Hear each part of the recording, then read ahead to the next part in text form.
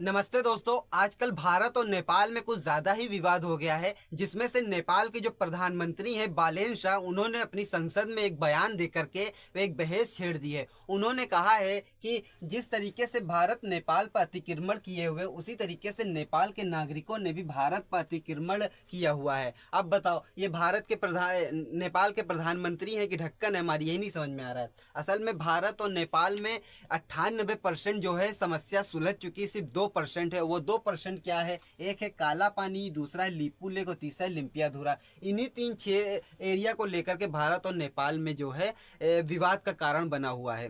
आइए इसे शुरू से समझते हैं। 1816 में ब्रिटिश इंडिया ने सुगोली की संधि की थी, और इस सुगोली की संधि के जरिए जो महाकाली नदी है ना, यानी शारदा नदी, यह भारत और नेपाल के बीच का बॉर्डर होगा। तो इसी संधि के जरिए, महाकाली नदी के जरिए भारत और नेपाल के बीच का बॉर्डर होगा, यानी यह नदी ही भारत और नेपाल के बीच की सीमा होगी, बॉर्डर होगी। तो नेपाल कह रहा है कि यह जो महाकाली नदी का जो उद्गम स्थल है वह लिम्पियाधुरा है। तो बाकी के जो दो पूर्व के जो दो क्षेत्र हुए, जैसे काला पानी, लीपू लेक, वह नेपाल का हिस्सा हुआ। और भारत कह रहा है कि ये जो महाकाली नदी का जो उद्गम स्थल है वह काला पानी है, तो बाकी के जो काला पानी के पास है, तो बाकी के जो दो क्षेत्र हैं यानी लीपू लेक और लिम्पियाधुरा, वह भारत का हिस्सा हुआ। बस यही दो चीज को लेकर के भारत और नेपाल में विवाद का कारण बना हुआ है। असल में ये जो 3 एरिया है, काला पानी, लीपू लेक, लिम्पियाधुरा, यह जो है उत्तराखंड राज्य के पिथौरागढ़ जिले में धारचूला तहसील के पास है।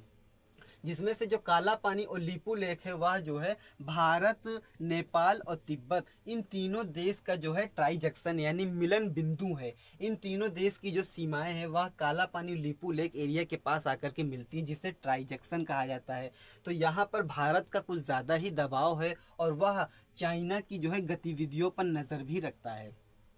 तो भारत और नेपाल के का विवाद है, वह जो नेपाल के जो प्रधानमंत्री हैं बालेन शाह, वो कह रहे हैं कि हम इस विवाद को चीन और ब्रिटेन लेकर के जाएंगे। अरे ऐसे कैसे लेकर के आओगे भाई? आप नेपाल के प्रधानमंत्री हो कि ढक्कन हो? हमारी तो यही नहीं समझ में आ रहा है। और वैसे भी ये चीन और ब्रिटेन क्या है? ब्रिटेन वही है जिसने 200 साल तक भारत में छीछा लेदर किया हुआ है। और ये चाइना चाइना चाइना तो हमें, ये तो एक नंबर का डाकू है, आए दिन दूसरों की ज़मीन पर ही कब्जा करने की कोशिश करता रहता है। तो इन्होंने कहा है कि हम चाइना और ब्रिटेन में विवाद लेकर के जाएंगे। लेकिन भारत ने इस तीसरे देश की मध्यस्थता को खारिज कर दिया है, और यानी कि भारत और नेपाल में कोई तीसरा देश मध्यस्थता नहीं करेगा। भारत ने इसे खारिज कर दिया है।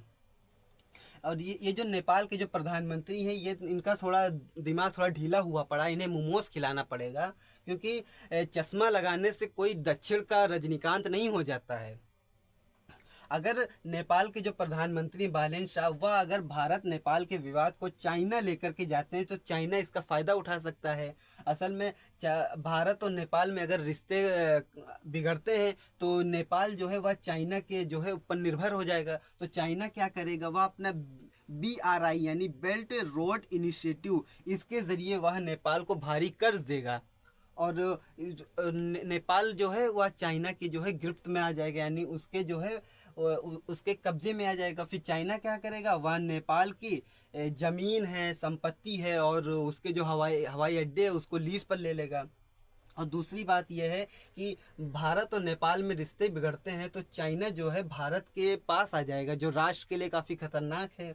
और नेपाल ये जो चाइना है वह इस ट्रांजैक्शन पर भी आ सकता है, जो भारत के लिए बड़ी दिक्कत की बात हो जाएगी।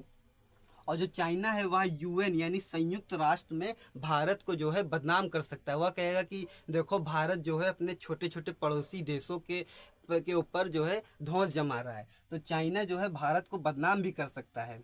और ब्रिटेन इसका फ़ायदा कैसे उठाएगा?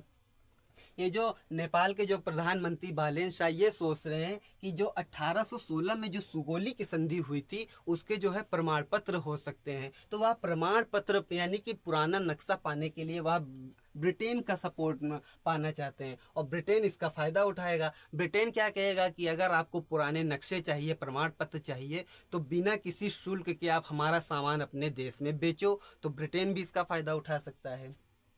लेकिन भारत और नेपाल में कोई तीसरा देश नहीं आएगा, क्योंकि भारत ने इसे खारिज कर दिया है। 31 जुलाई 1950 को भारत और नेपाल में शांति मित्रता की संधि हुई थी। इस संधि के जरिए भारत और नेपाल में जो है वह 1750 का जो है खुला बॉर्डर लगता है। और दूसरी बात यह है कि जो नेपाल के जो लाखों नागरिक है वह भारत में काम भी करते हैं, और भारत और नेपाल में जो है रोटी बेटी का रिश्ता है, क्योंकि जो हमारी सीता माता थी वह नेपाल से थी, वह मिथिला की राजकुमारी थी, और मिथिला कहाँ है? नेपाल में है। और भारत और नेपाल में जो है हर साल सूर्य किरण जो है सैन्य अभ्यास भी होता रहता है।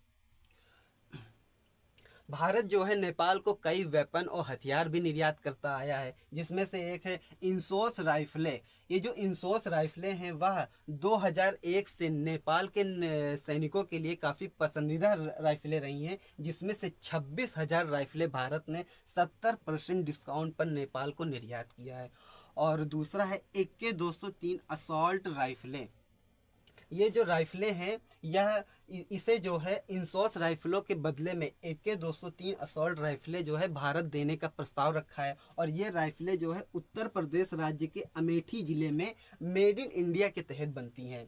और फिर क्या है, अगला है मीडियम मशीन गन, और दूसरा है माइन प्रोटेक्ट व्हीकल्स। ये जो माइन प्रोटेक्ट व्हीकल्स हैं यह बुलेट प्रूफ गाड़ियां हैं। यही बुलेट प्रूफ गाड़ियां जो है वह भारत नेपाल के जो है सैनिकों को बारूदी सुरंग और बम के धमाकों से बचाती है। दूसरा है drone, bullet proof jacket, helmet, और बातचीत करने के लिए कम्युनिकेशन यानी संचार। तो यही सब भारत जो है नेपाल को निर्यात करता है। और भारत और नेपाल में जो है जल विद्युत परियोजना का समझौता हुआ है 10 साल के लिए, जिसमें से नेपाल भारत को 10,000 मेगावाट जो है बिजली का निर्यात करेगा और करोड़ों रुपए कमाएगा, और उसी रुपए से वह चीन के कर्ज से भी बचा रहेगा। दूसरी परियोजना है अरुण 3 जल विद्युत परियोजना। यह इस परियोजना पर जो है भारत की कंपनी है SJVN, यह कंपनी काम कर रही है। तीसरी परियोजना है लोअर अरुण परियोजना, और चौथी परियोजना है फुकोट कर्णाली परियोजना। इस परियोजना पर भारत की कंपनी है NHPC, यह काम कर रही है।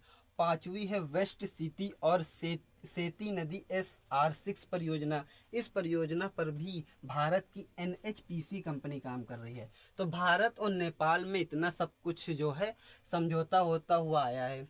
वैसे भी भारत नेपाल के विवाद में भारत ने तीसरे देश की मध्यस्थता को खारिज कर दिया है, और हमारे ख्याल से बालेन शाह को भी अब समझ में आ गया होगा। तो आज के लिए इतना ही। मिलते हैं अगले वीडियो में। अगर आप लोग नए हो तो चैनल को सब्सक्राइब कर लेना और वीडियो को लाइक कर देना।